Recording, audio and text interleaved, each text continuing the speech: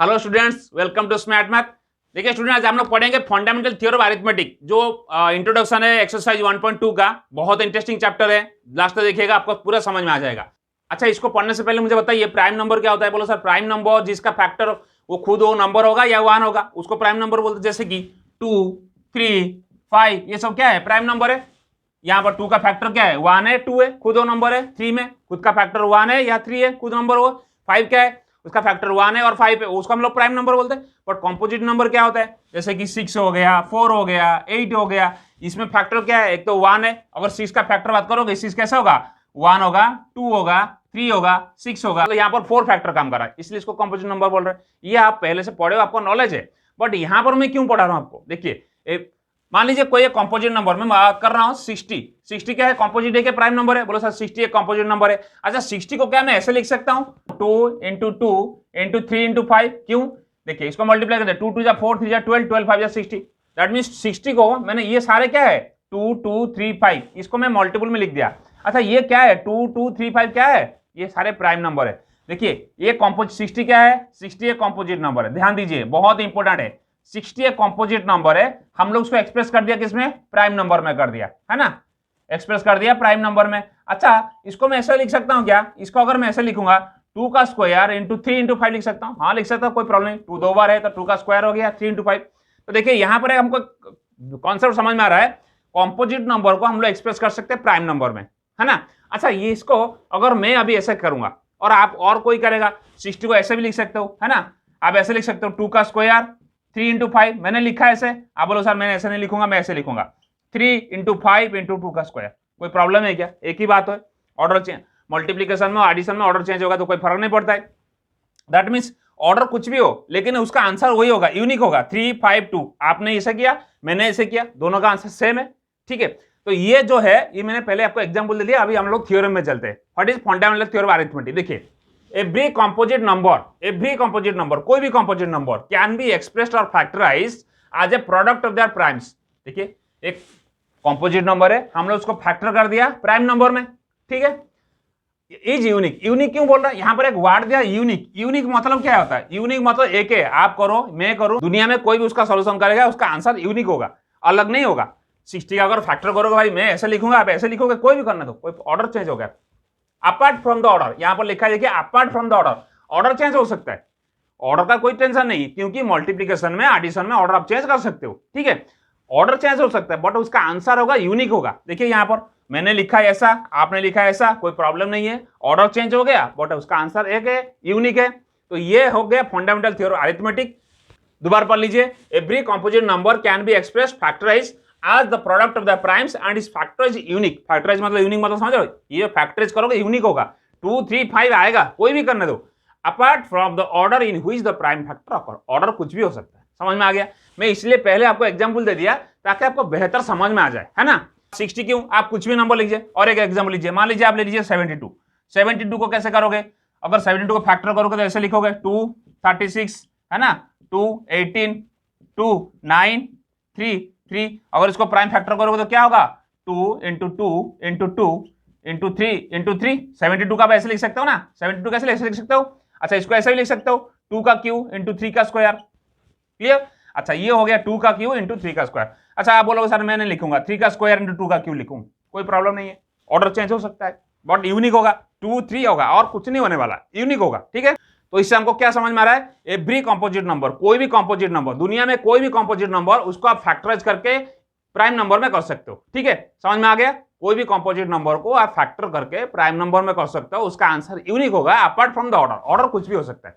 देखिए यहां पर ऑर्डर आप चेंज कर दिया, कोई प्रॉब्लम नहीं है, तो ठीक है, समझ में आ गया। What is fundamental theorem of arithmetic. Fundamental theorem arithmetic क्या बोल रहा है, every composite number can be expressed in the form of their prime factors apart from their order, और जो आंसर होगा यूनिक होगा, ठीक है, क्लियर हो गया। अच्छा, इसका बाद हम लोग करेंगे एलसीएम एचसीएफ कैसे निकाल। देखिए दो नंबर आप लोग देखिए, एलसीएम एचसीएफ निकालना आपको आता है, ऑलरेडी आप अर्लियर क्लासेस में पढ़ चुके हो, बट हम लोग थोड़ा कुछ अलग मेथड से एलसीएम एचसीएफ निकालेंगे। देखिए फैक्टराइजेशन मेथड से निकालेंगे फिलहाल। चलिए अभी हम लोग एलसीएम एचसीएफ निकालते हैं, इसको नोट कर लिया आप लोग। Find LCM and HCF of two numbers, HCF of, मान लीजिए वही नंबर लीजिए 60 ले लीजिए और 72, वो दो नंबर लीजिए, उसका हम लोग एलसीएम और एचसीएफ निकालेंगे by using prime factorisation method. देखिए 60 को हम लोग कैसे लिख सकते हैं, अभी मैंने बताया था 2 2 2 जा 4, 3 जा 12, 5, भाई इसको ऐसा लिख सकते हो 2 का स्क्वायर इंटू 3 इंटू 5, ऐसे लिख सकते हो ना, है ना। 2 का स्क्वायर 4, 3 जा 12, 12 5 जा 60। 72 का क्या होगा, अभी हम लोग निकाला था 2 इंटू 2 इंटू 2 इंटू 3 इंटू 3। अच्छा दैट मीन्स क्या हो गया, 2 का क्यूब इंटू 3 का स्क्वायर। अच्छा 72 को आप ऐसे लिख सकते हो, 60 को ऐसे लिख सकते हो, चलो यहाँ पर लिख देते हैं हम लोग, है ना। 72 को कैसे लिख सकते हो, 2 का क्यूब इंटू 3 का स्क्वायर। 60 को लिख सकते हो 2 का स्क्वायर इंटू 3 इंटू 5। ठीक है, देखिए 60 एक कॉम्पोजिट नंबर है, हम लोग उसको एक्सप्रेस कर दिया प्राइम नंबर में। 72 एक कॉम्पोजिट नंबर है, हम लोग उसको क्या कर दिया, प्राइम नंबर में फैक्टराइज कर दिया, प्राइम नंबर में उसका प्रोडक्ट निकाल दिया। ठीक है, अच्छा उसको एलसीएम एचसीएफ कैसे निकालो, देखिए आप ऑलरेडी एलसीएम एचसीएफ निकाला, पहले क्लास में पढ़ के आ चुके, बट यहाँ पर निकाल लेंगे, देखिए कैसे होगा। पहले एचसीएफ निकालने का तरीका क्या, देखिए कैसे एचसीएफ निकालोगे। एचसीएफ निकालने के लिए तरीका क्या है, दोनों में कॉमन होना चाहिए, दोनों में कॉमन होना चाहिए, इसमें और इसमें। बोला इसमें कॉमन क्या है, 2 है, 3 है, 5 है, इसमें 2 क्यों 3 है। अच्छा दोनों में देखिए 2 कॉमन है, इसमें 3 है, इसमें 3 है, 5 इसमें 5 नहीं है, तो दोनों में कॉमन आ गया। तो फर्स्ट कंडीशन दोनों में कॉमन क्या आ गया, 2 आ गया। चलो पावर बाद में देखेंगे, पावर क्या होगा, सबसे लीस्ट पावर, कम पावर जिसमें होगा वो हमारा एचसीएफ होगा। यहाँ पर 2 का स्क्वायर एचसीएफ सबसे कम है, तो 2 का स्क्वायर होगा इनटू, ये दोनों में कॉमन क्या है 3 है, तो 3 ले लिया, और दोनों में लीस्ट पावर कौन सा है 3, दैट इज 3 का पावर 1 है, तो 3 है, तो ये एचसीएफ कितना हो जाएगा 12, 2 का स्क्वायर 4 इंटू 3 दैट इज 12। बस ये आपका आंसर आ गया, बहुत आसान है करना। ठीक है, एलसीएम कैसे निकालेंगे, चलिए मैं दोबारा बता रहा हूं एचसीएफ कैसे निकालोगे। एचसीएफ निकालने क्या करोगे, दोनों में देखो कॉमन है क्या, 2 है, इसमें 2 है, इसमें 3 है, इसमें 3 है, तो 2 इंटू 3 लिख दिया।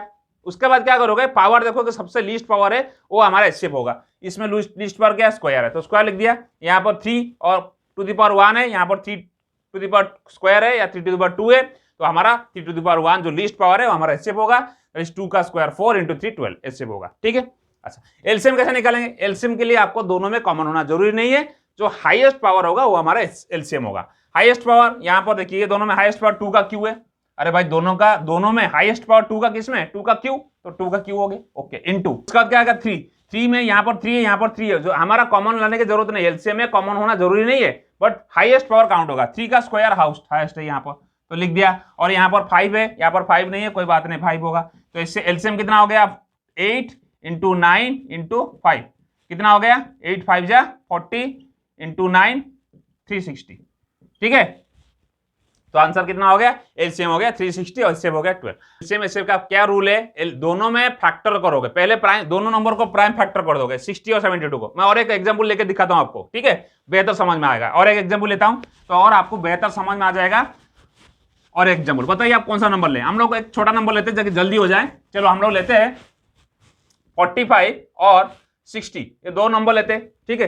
तो 45 को फैक्टर करोगे, अच्छा 45 को अगर फैक्टर करोगे कैसे होगा, बोलो सर 3 से करूं 15 होगा, और 3 से तो हो 3 से 5 होगा, दैट इज क्या हो जाएगा 3 इंटू 3 इंटू 5 दैट इज 3 का स्क्वायर इंटू 5, राइट।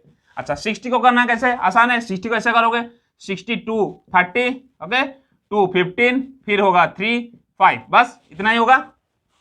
तो 60 को लिखोगे 2 into 2 into 3 into 5 okay that is 2 का स्क्वायर इंटू 3 इंटू 5, बस प्राइम फैक्टर कर लिया पहले।